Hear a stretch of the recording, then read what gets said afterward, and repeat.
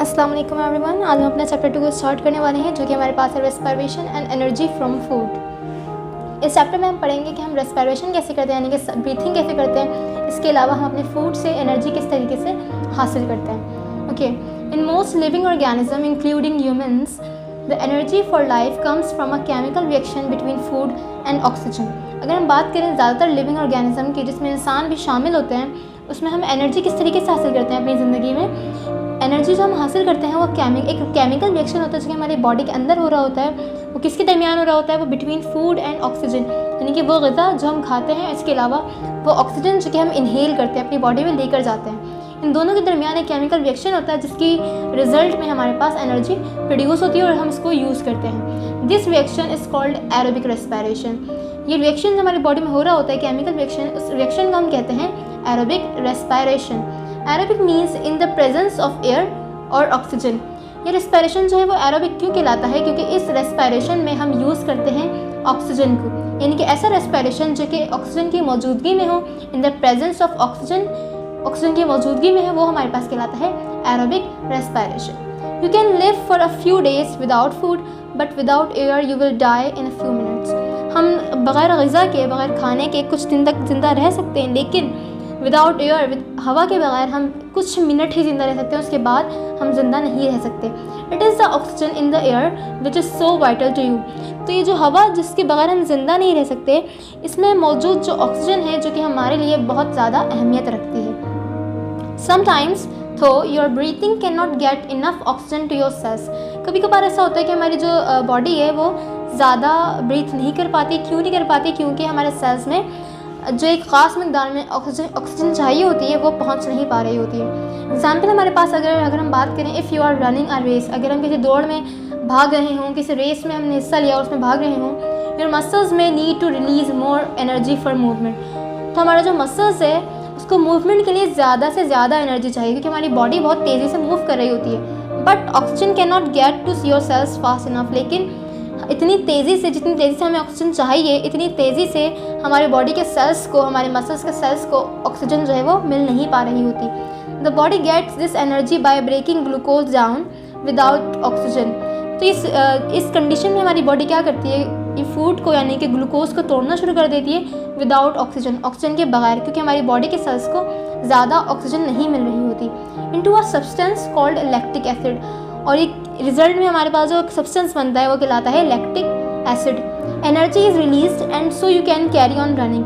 इस पूरे प्रोसेस में हमारे पास एनर्जी तो प्रोड्यूस हो रही होती है, इसीलिए हम भागने की हिम्मत अपने अंदर रखते हैं कि हम दौड़ में भागते रहते हैं लगातार। यानी कि हमारे सेल्स को ऑक्सीजन तो नहीं मिल रही होती, लेकिन हमारी जो एनर्जी जो है वो प्रोड्यूस हो रही होती है एक दूसरी कंडीशन के बेस पे, जिसमें हमारे बॉडी के अंदर लैक्टिक एसिड प्रोड्यूस हो रहा होता है। However the lactic acid builds up in your muscles. और तमाम लैक्टिक एसिड जो हमारी बॉडी में बना होता है, हमारे मसल्स के साथ जाके बिल्डअप हो जाता है, causing your muscles to feel tired and eventually you may get painful cramp. It all depends on how fit you are. अभी जो लैक्टिक एसिड हमारे मसल्स के साथ जाके जमा होना शुरू हो जाता है, ये हमारे मसल्स को मजबूर करता है कि वो टायर्ड, यानी कि बहुत ज़्यादा थकन फील करते हैं हम, या फिर हमारे बॉडी में जो मसल्स होते हैं उनमें दर्द होना शुरू हो जाता है। ये सब कुछ किसकी वजह से होता है? लैक्टिक एसिड की वजह से होता है। After the exercise you usually gasp for air, taking in lots of oxygen.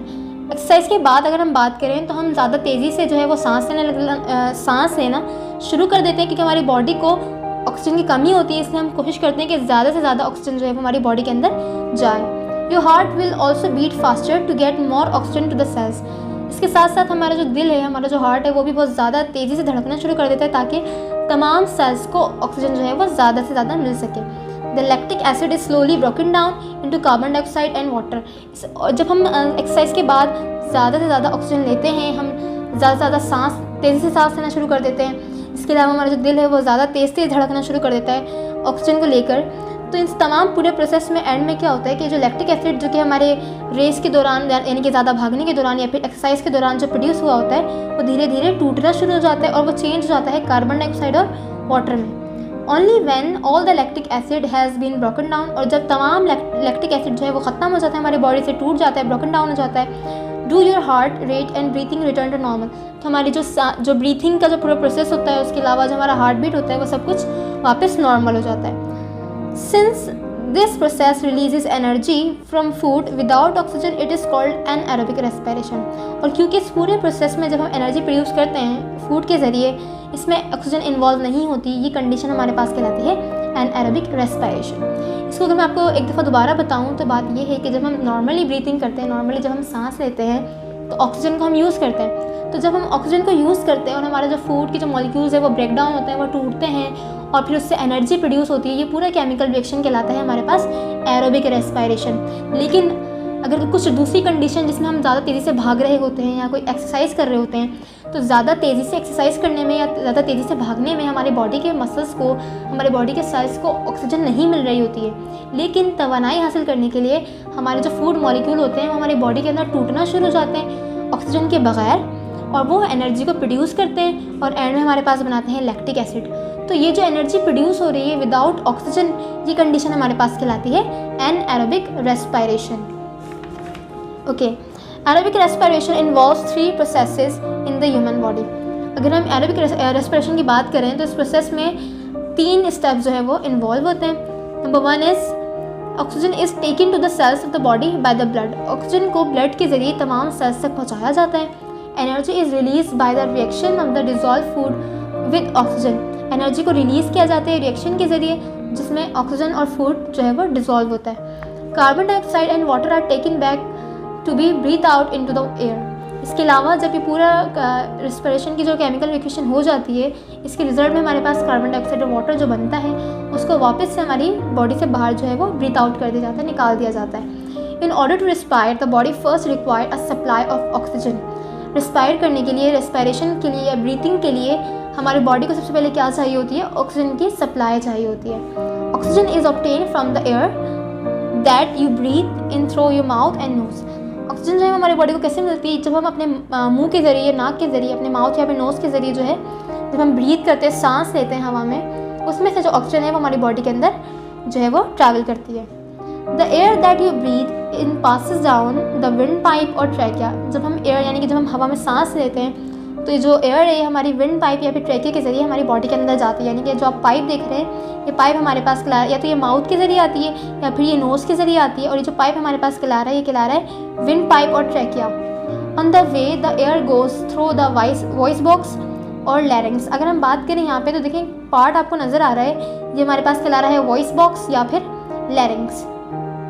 This is a box with walls made of gristle और कार्टिलेज। जो एक बॉक्स है, इसकी जो वॉल्स हैं वो किससे मिलकर बनी होती है? कार्टिलेजेस से मिलकर बनी होती है। कार्टिलेजेस वो बोन्स होती हैं जो कि बहुत ही नरम से होती हैं। It contains this membranes called vocal cords. इसके अंदर कुछ मेम्ब्रेन्स होती हैं जो कि हमारे पास वोकल कॉर्ड्स कहलाती हैं। व्हेन यू स्पीक, जब हम बोलते हैं, air passes over these vocal cords. तो ये जो एयर है वो इन वोकल जो मेम्ब्रेन्स हैं उनके अंदर से पास करती है। Air passes over these vocal cords in a way which makes them vibrate and produce sounds. जब हम बोल रहे होते हैं कुछ भी, तो जो एयर होती है वो इस वोकल कॉर्ड्स में से गुजरती है और कुछ इस तरीके से गुजरती है कि जो मेम्ब्रेन है वाइब्रेट होती हैं और साउंड को प्रोड्यूस करती है। The wind pipe branches into 2 tubes. अब आप देखिए जो विंड पाइप है ये 2 ट्यूब्स में डिवाइड हो रही है, 2 ब्रांचेस में डिवाइड हो रही है। और ये ब्रांचेस जो है हमारे पास क्या कहला रही है? ब्रोंकाई। ये दोनों ब्रांचेस हमारे पास कहला रही हैं ब्रोंकाई। एक ब्रांच इस लंग में जा रही है, दूसरी ब्रांच जो है वो दूसरे लंग में जा रही है। Each of which is attach to a lung. और दोनों जो है वो लंग से अटैच होती हैं। Each bronchus splits into smaller and smaller branches called bronchioles. अब जब ये ब्रोंकस लंग्स के अंदर चली गई है तो ये और ज़्यादा छोटी छोटी ब्रांचेस में डिवाइड होती जा रही हैं और ये छोटी छोटी ब्रांचेस जो है हमारे पास कहला रही हैं bronchioles. Eventually each microscopic branch ends in a microscopic air sac.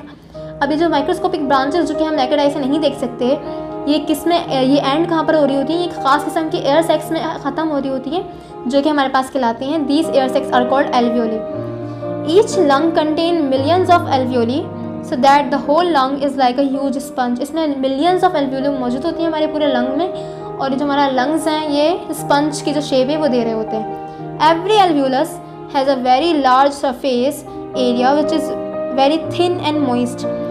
Her alveolus की अगर हम बात करें तो इसका जो सरफेस एरिया है वो बहुत ही बड़ा सा होता है, लार्ज होता है और बहुत ही थिन होता है और मॉइस्ट होता है। The alveoli are pink in colour because each is surrounded by blood capillaries. अगर हम यहाँ पे बात करें, यहाँ पे आपको एल्वियोली दिखाई गई है, तो ये पिंक कलर के होते हैं, ये एयर सैक्स जो है वो पिंक कलर के होते हैं। क्यों पिंक कलर के होते हैं? क्योंकि यहाँ पे ब्लड कैपिलरीज यहाँ पे इर्द गिर्द इसके मौजूद होती हैं। Some of the oxygen from the air breathe in dissolves in the moisture on the surface of alveoli and passes through their thin walls into the blood capillaries. अगर हम बात करें कि ऑक्सीजन जो है वो एयर से जो हम ब्रीथ करते हैं वो डिज़ोल्व होती है मॉइस्चर में, वो मॉइस्चर जो कि अल्वियोली के इर्द गिर्द मौजूद होती है, इसमें डिज़ोल्व होने के बाद सरफेस के ज़रिए ही अंदर पास कर जाती है।